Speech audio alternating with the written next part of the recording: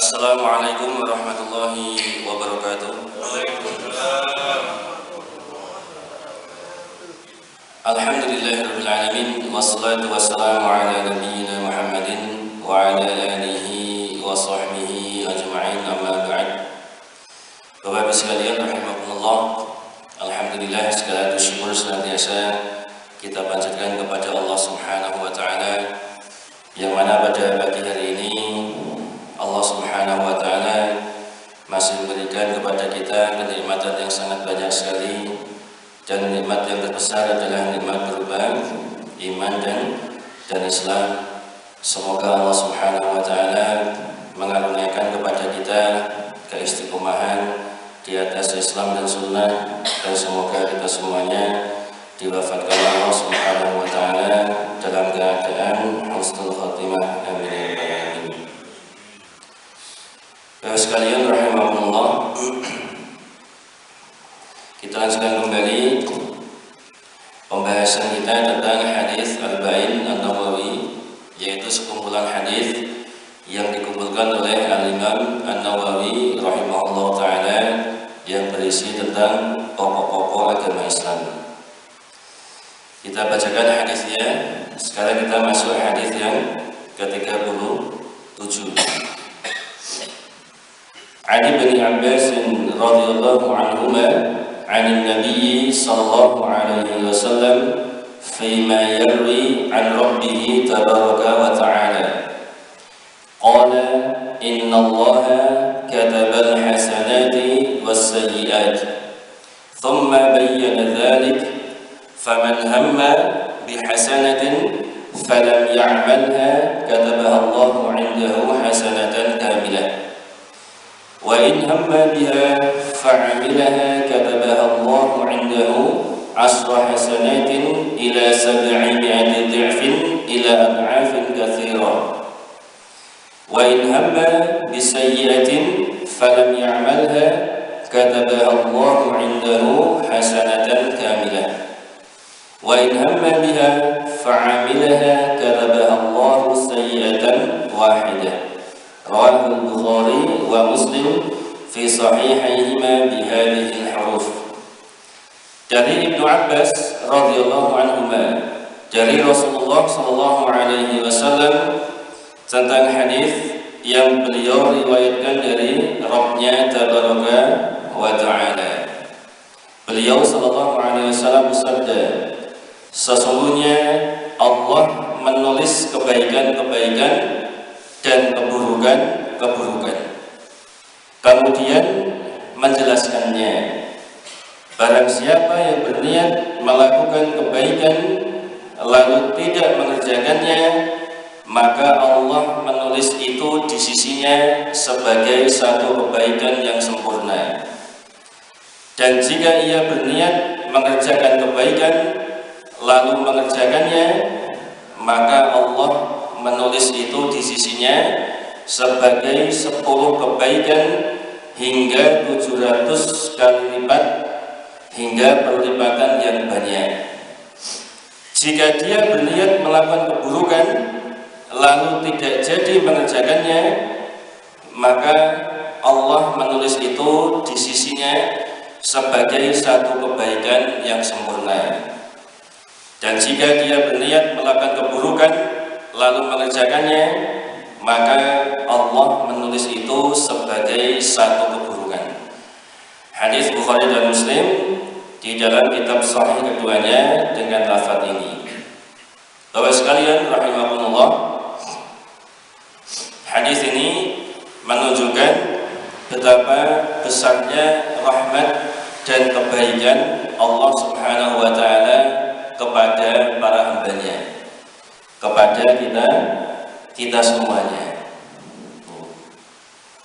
Jadi kita perhatikan tadi, ketika kita berniat mengerjakan kebaikan, hamba itu berniat dan bertekad, bertekad untuk melakukan kebaikan.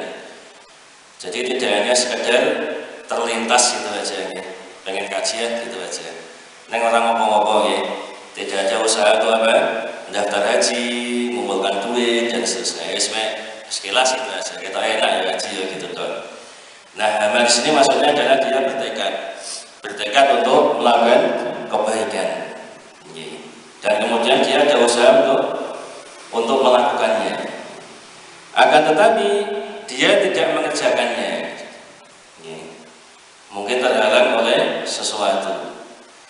Maka di sini Allah Subhanahu wa taala tetap menulisnya sebagai satu kebaikan yang sempurna. Kita memiliki niat kuat untuk melakukan kebaikan, kemudian tidak jadi mengerjakannya, maka Allah tulis satu kebaikan yang sempurna. Bahkan jika misalnya tadi misalnya kita bertekad untuk pengen haji misalnya dan kita sudah ada usaha ke sana, sudah mendaftar haji misalnya, berarti kan betul-betul ini sudah menunjukkan apa? Keinginan kuat, tekad kuat buat sekalian. Akan tetapi qadarullah apa?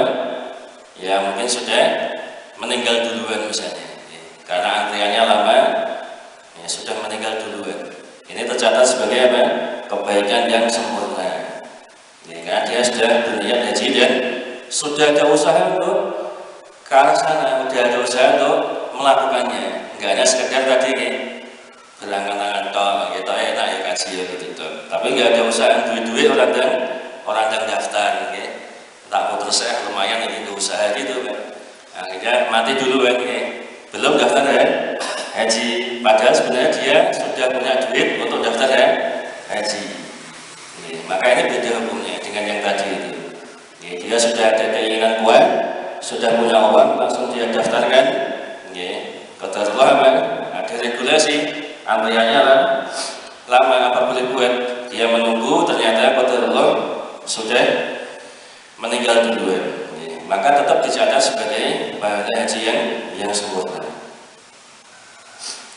Dan jika dia berniat mengerjakan kebaikan, kemudian dia jadi mengerjakannya, terlaksana kebaikan itu sekalian, maka Allah menulisnya sebagai 10 kebaikan, hingga dilipat gandakan menjadi 700 kali lipat, bahkan lebih. Jadi ini menunjukkan apa? Rahmat dan betapa baiknya Allah Subhanahu wa taala kepada kita. Jadi kalau tentang kebaikan nggak jadi melaksanakan, kita sudah ada tekad kuat melakukan, tetap dapat pahala dan kebaikan. Kalau jadi melakukan, pahalanya dilipat gandakan oleh Allah Subhanahu wa taala. Tapi perhatikan ketika sebaliknya, jika dia berniat melakukan keburukan, sudah berniat jahat, mau melakukan kemaksiatan misalnya, lalu tidak jadi mengerjakannya,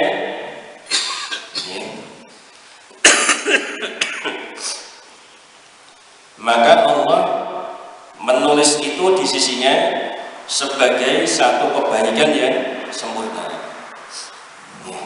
Luar biasa ya. Tapi ada catatannya bos sekalian, tidak jadi melakukannya itu kenapa? Kalau dia sudah berniat jahat, ingin maksiat, misalnya ini, tapi karena ada satu hal yang menjadikan dia tidak jadi melakukan, dia meninggalkan itu bukan karena Allah Subhanahu wa taala. Ini nggak dapat pahala bos sekalian.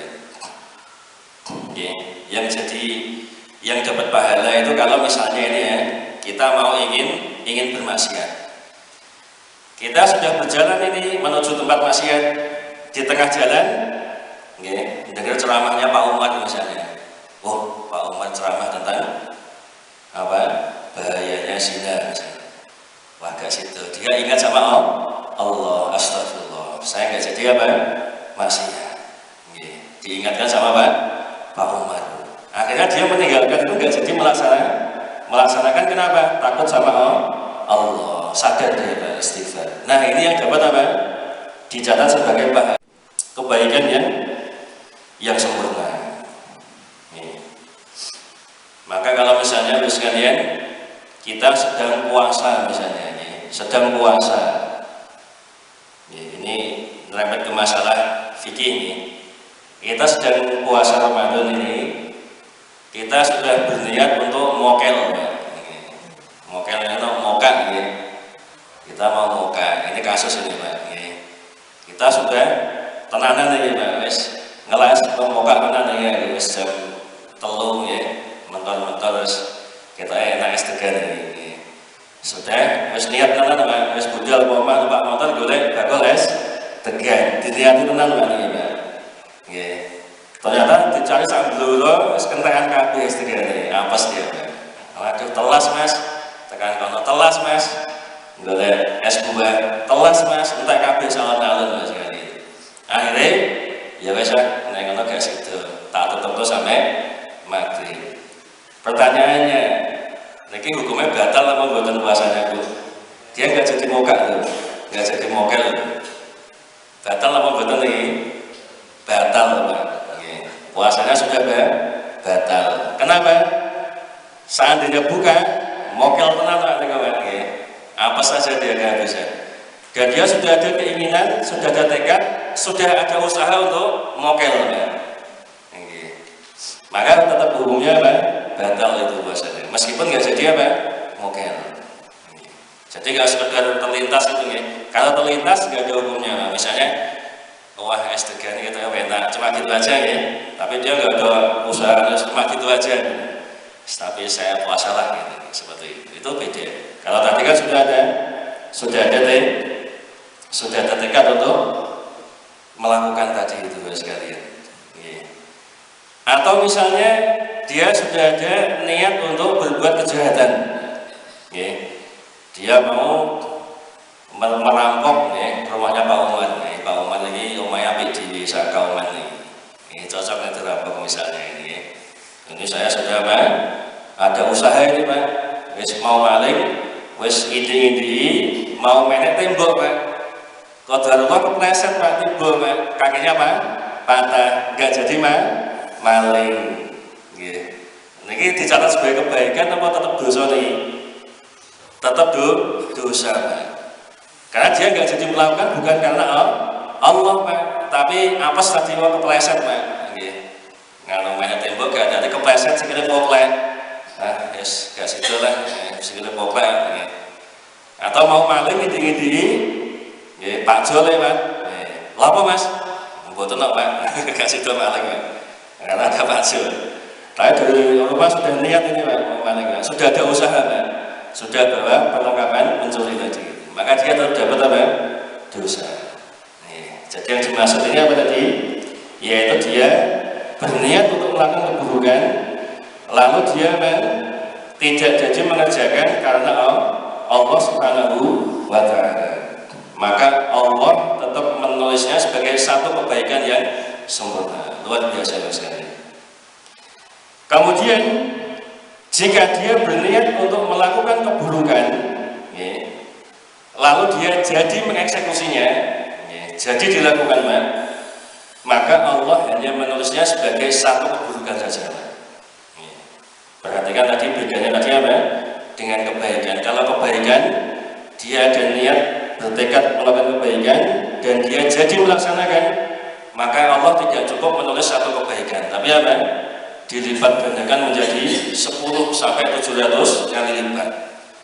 Tapi ketika dia punya tekad melakukan keburukan dan jadi melakukan, Allah tidak melipat gandakannya, cuma menulis sebagai satu keburukan saja. Ini luar biasa ya, menunjukkan betapa rahmatnya Allah Subhanahu wa Ta'ala. Padahal harusnya kalau ini Pak, kalau mau sama itu ya, harusnya kan kalau pengen melakukan kebaikan dilaksanakan, catat satu kebaikan kan itu ya. Kalau keburukan dia jadi melakukan, maka dicatat sebagai apa? Satu keburukan. Tapi ternyata Allah tidak Pak.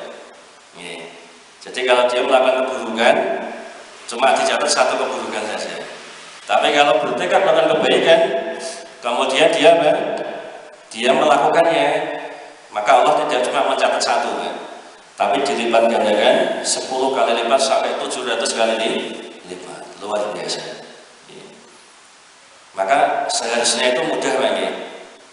Mau masuk surga itu sajanya gampil gitu Pak. Kita beramal kebaikan satu, niku dilipat gandakan Pak. Kan nggak seimbang Pak nih. Berarti harusnya kan amal solehnya itu kan semakin banyak pahalanya. Sama-sama misalnya kita melakukan satu kebaikan, satu keburukan. Kalau satu kebaikan, Allah lipat gandakan 10 sampai 700 kali lipat, bahkan tidak terbatas. Sama-sama satu kebaikan, satu keburukan. Yang satu keburukan cuma dicatat satu saja. Terus kalau misalnya sama-sama 5, kebaikan 5, keburukan 5, berarti 5 kali berapa ini? 50 kali lipat, kali 700 kali 5 ya. Banyak Pak. Berarti harusnya timbangan kebaikan kita itu lebih banyak. Teorinya ngoten Pak ya. Teorinya begitu Pak. Tapi teori ini mudah diucapkan, sulit di teori. Itu menunjukkan rahmatnya Allah. Seandainya dibuat imbang Pak, wah kita binasa betul Pak. Misalnya dibuat imbang ya, nek kebaikan itu dicatat siji, keburukan catat siji. Nek sedina lagi melakukan kebaikan 5, ya untuk 5 wae. Melakukan keburukan 5 ya 5 Pak. Wah ini kita akeh binasanya nanti Pak. Karena kita pasti banyak Pak maksiatnya. Makanya Allah membuat seperti ini tadi Pak. Luar biasa. Makanya kalau kita semakin belajar agama, semakin kita itu apa? Sadar betapa Islam itu indah sekali. Allah itu sangat sayang kepada hambanya. Kalau kita dibuat imbang tadi binasa kita Pak. Pasti timbangan keburukan kita lebih banyak Pak. Ya, lebih banyak sekali. Ya. Di antara dalilnya sekalian yang mendukung hadis tadi, bahwasanya ketika dia ingin berbuat jahat, kemudian nggak jadi melakukan, tapi nggak jadinya itu bukan karena Allah SWT, maka tetap dia dapat dosa. Di antara dalilnya adalah sabda Nabi Sallallahu Alaihi Wasallam. Beliau bersabda, apabila dua orang Islam bertengkar, idza iltaqal muslimani bisayfayhima falqatilu wal maqtulu finnar. Apabila dua orang Islam bertengkar dengan pedangnya, ada dua orang Islam bertengkar sama-sama menggunakan pedang depan-depan, maka Nabi mengatakan, maka orang yang membunuh dan yang terbunuh sama-sama berada di dalam neraka. Nabi mengatakan seperti itu. Kemudian saya bertanya, ini yang berkata sahabat Abu Bakar Nufai bin Harith Al-Thaqafi radhiyallahu anhu. Maka kemudian sahabat ini bertanya, wahai Rasulullah, sudah wajar kalau yang membunuh itu masuk neraka, wajar bagi yang membunuh kok masuk neraka. Cuma bagaimana gerangan yang terbunuh ini, kok dia juga masuk neraka? Kenapa Rasulullah? Kok dia terbunuh? Ini kan wajar kalau sahabat ini merasa aneh. Ada dua orang Muslim sama-sama menggunakan pedang arep paten-patenan. Terus Nabi mengatakan keduanya di dalam neraka, baik yang membunuh maupun yang terbunuh. Maka sahabat aneh, kalau yang membunuh wajar masuk neraka, kalau yang terbunuh kok juga masuk neraka? Maka ditanyakan oleh sahabat. Maka beliau SAW menjawab, karena ia yang terbunuh tadi itu, ia juga sangat berambisi untuk membunuh siapa? Sahabatnya. Hadis Bukhari Muslim muttafaqun alaih. Karena seandainya dia tidak terbunuh duluan Pak, dia juga pasti membunuh siapa? Temannya. Cuma apes saja dia keduluan. Jadi dia nggak jadi membunuh itu karena apa? Keduluan terbunuh Pak. Seandainya nggak kedisian, dia juga akan membunuh siapa? Itu temannya tadi Pak. Karena sudah sama-sama apa? Menggunakan pedang. Maka ini dalil bahasanya apa? Ketika kita berbuat kejahatan, ingin bertekad berbuat jahat, terus gak jadi, tapi gak jadinya bukan karena Allah Pak. Apalagi karena tadi, karena kedisian kepatenan Pak. Atau meh maling gak situ, konangan satpam, atau kepleset jatuh, gak jadi Pak. Menunjukkan betapa besarnya rahmat Allah Subhanahu wa Ta'ala, dan betapa banyaknya besarnya kebaikan Allah Subhanahu wa Ta'ala kepada para hambanya. Dan ini menunjukkan indahnya Islam itu sekalian. Semoga kita semuanya termasuk orang-orang yang timbangan kebaikan kita lebih banyak daripada timbangan kejelekannya. Amin ya rabbal alamin. Sudah dikasih begini Pak, kok timbangan kejelekan kita masih lebih banyak dari kebaikan. Berarti teman-teman buat ini, teman-teman. Padahal Allah itu timbangannya itu sudah dibuat beda loh. Nah kebaikan dilipat-lipat gandakan, nah kejelekan mau dicatat siji, teman-teman. Dan ternyata timbangan kejelekan kita masih berat kejelekan dibanding kebaikan. Ini kalau bahasa Jawanya cek nemennya jadi menungso awake dhewe ini, nemen lagi. Padahal bagaimana kalau dibuat imbang tadi, Pak? Wah, tambah binasa kita, Pak. Demikian untuk sekalian, semoga bermanfaat. Ya, mohon maaf jika ada kesalahan. Subhanallahumma bihamdika asyhadu an la ilaha illa anta astaghfiruka wa atubu ilaik. Assalamualaikum warahmatullahi wabarakatuh.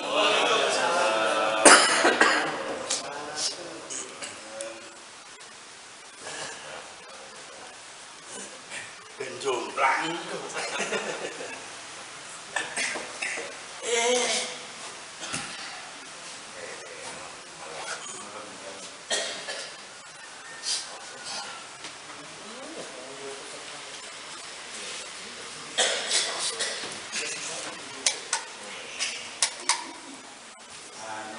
Iki jadwal jadwal napa?